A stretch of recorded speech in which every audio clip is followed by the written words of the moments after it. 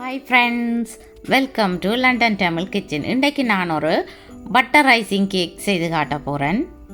இந்த கேக்கை பர்த்டே பார்ட்டிஸுக்கு செய்யலாம். நீங்கள் சின்னாக்களுக்கும் செய்யலாம், பெரியாக்களுக்கும் செய்யலாம். சின்னாக்களுக்கு செய்கிறேன்னு சொல்லி சொன்னால் நாங்கள் ஏதாவது கேரக்டர்ஸ் செய்து வைக்கலாம், டோல் அல்லது டோய் என்னாலும் செய்து வைக்கலாம். இது அடல்ட்டுக்கு செய்த கேக் கொண்டு தான் உங்களோட ஷேர் பண்ணுறேன். வெனிலா ஐசிங் செய்து வச்சுக்கிறேன். வெனிலா ஐசிங் எப்படி செய்கிறேன்ற வீடியோ ஆல்ரெடி நான் போட்டுட்டேன். டிஸ்கிரிப்ஷனில் லிங்க் கொடுத்துருக்குறேன், நீங்கள் போய் பார்க்கலாம். கேக் பேஸ் எடுத்து ஐசிங்கை பூசுகிறேன். பூசின ஐசிங்குக்கு மேலே செய்து வச்சுக்கிற கேக்கை வைக்கிறேன்.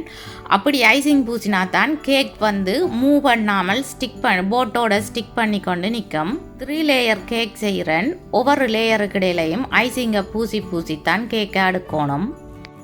நான் ஆல்ரெடி நிறைய வெரைட்டிஸான கேக் ரெசிபீஸ் போட்டிருக்கிறேன். அந்த ரெசிபீஸின் லிங்கையும் நான் டிஸ்கிரிப்ஷனில் கொடுக்குறேன், நீங்கள் போய் பார்க்கலாம்.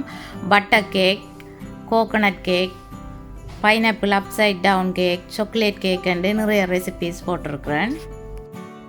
கேக்கின் லேயருக்கு ஐசிங் பூசினா பிறகு கேக்கின் சைட்டுக்கு ஐசிங் பூசணும். இதை சொல்கிறது க்ரம் கோட்டுன்னு சொல்லி.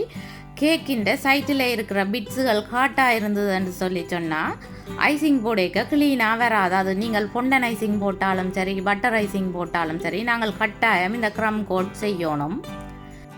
கேக் ஸ்க்ரப்பர் அல்லது கேக் நைஃபால் நாங்கள் நல்லா அழுத்தி இந்த ஐசிங்கை பூசணும். லேயர்ஸ் கேக், டியர்ஸ் கேக்குக்கு நாங்கள் கட்டாயம் கேக் டுவெல்ஸ் வைக்கணும். கேக் டுவெல்ஸ் வச்சா தான் கேக் மூவ் பண்ணாது. லேயர்ஸ் அப்படியே மூவ் பண்ணாமல் இருக்கும்.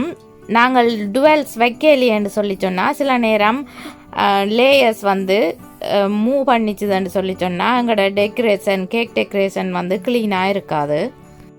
இப்படி நல்லா அழுத்தி எடுத்தோம்னு சொல்லி சொன்னால் நாங்கள் பொண்டன் போட்டாலும் அல்லது பட்டர் க்ரீம் போட்டாலும் கேக் நல்லா க்ளீனாக வரும். க்ரம் கோட் போட்ட பிறகு இந்த கேக்கை நாங்கள் ஃப்ரிட்ஜுக்கு இல்லையன்னு சொல்லி சொன்னால் 1 hour விடணும். ஃப்ரீசருக்கு இல்லையன்னு சொல்லி சொன்னால் 30 minutes விடணும். ஃப்ரிட்ஜ் வசதி இல்லையன்னு சொல்லி சொன்னால் நீங்கள் வெளியிலேயே வச்சுருக்கலாம். 2 hours பிறகு ஐசிங் போட்டிங்கள்னு சொல்லி சொன்னால் இந்த க்ரம் கோட் செட் ஆகி இருக்கும். இந்த கேக்குக்கு நான் ஐசிங் போடுறதுக்கு 600 கிராம் பட்டர் அல்லது மாயரினில் இந்த பட்டர் க்ரீம் செய்து யூஸ் பண்ணுறேன். 1 hour ஆச்சு. ஃப்ரிட்ஜுக்குள்ளே இருந்து நான் கேக் எடுத்து வச்சுக்கிறேன். இந்த க்ரம் கோட் நல்லா செட் ஆகிட்டுது. இப்போ நான் பட்டர் க்ரீமை ஒரு பைப்பிங் பேக்குக்குள்ளே போட்டு இந்த கேக்குக்கு போடுறேன். பட்டர் க்ரீமை இடைவெளி விடாமல் நல்ல நெருக்கமாக போடணும்.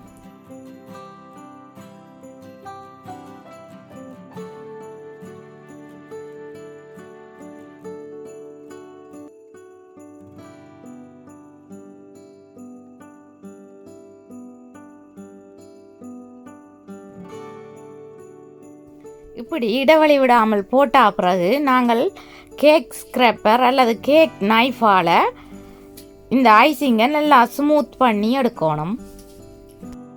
நல்லா ஸ்மூத்தாகும் தினைக்கும் நாங்கள் அழுத்தி எடுத்துக்கொண்டே இருக்கணும்.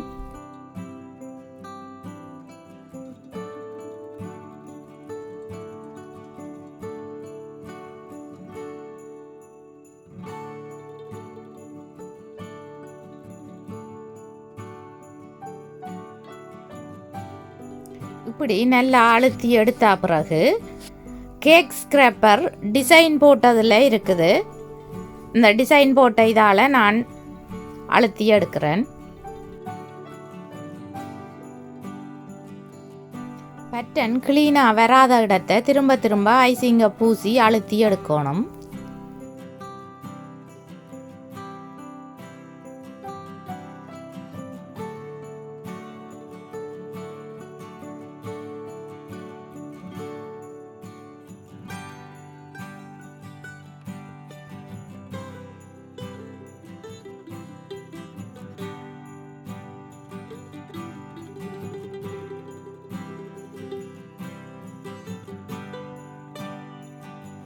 $20 கிராம் ஐசிங் சுகர் எடுத்து நல்லா அரைச்சி வச்சுருக்கிறேன்.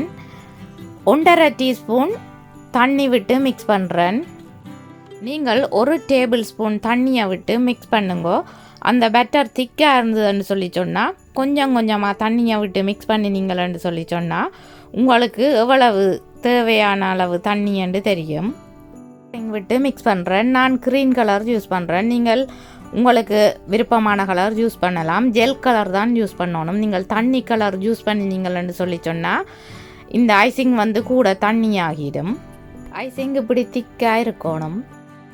ட்ரிப்ஸ் வந்து சின்ன அணிக்கணும்னு சொல்லி சொன்னால் நீங்கள் இந்த ஐசிங்கை திக்காக குலைக்கணும். தண்ணியை குறைச்சிங்களன்னு சொல்லி சொன்னால் ஐசிங் திக்காக வரும்.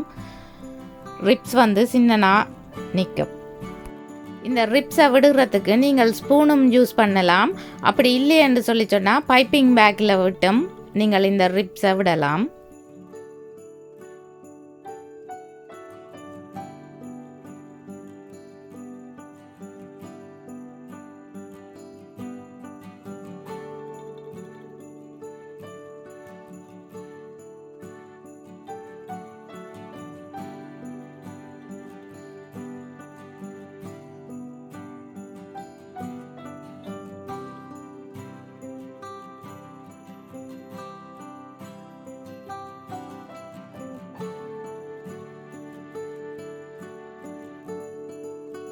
கேக் பேஸை இந்த கிளேசிங் ஐசிங்காலேயே மறைச்சி விடுகிறேன்.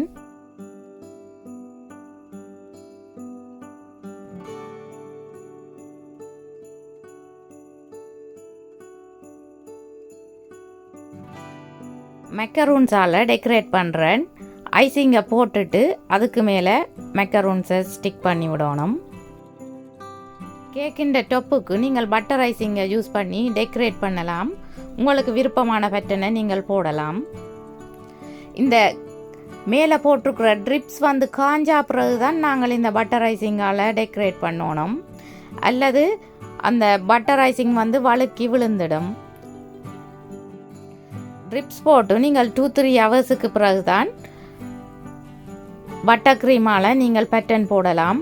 அப்படி இல்லையென்று சொல்லி சொன்னால் நீங்கள் ஃப்ரிட்ஜுக்குள்ளே வச்சிங்கன்னு சொல்லி சொன்னால் நீங்கள் 1 ஹவர்லேயே இந்த ரிப்ஸ் காஞ்சிடும். பட்டர் ஐசிங்கால் நீங்கள் டெக்கரேட் பண்ணக்கூடிய மாதிரி இருக்கும். ஹேப்பி பர்த்டே கேக் டாப்பர் வைக்கிறேன். இந்த கேக் டாப்பரை நீங்கள் ஈபே, அமேசான், எனி கேக் ஷாப்பில் நீங்கள் வேண்டக்கூடிய மாதிரி இருக்கும். நீங்கள் உங்களுக்கு விருப்பமான டிசைனில் வாங்கி டெக்கரேட் பண்ணலாம். ஃபவுண்டன் எடுத்து லெட்டர் கட்டரால் நேம் கட் பண்ணி வச்சுருக்கிறேன்.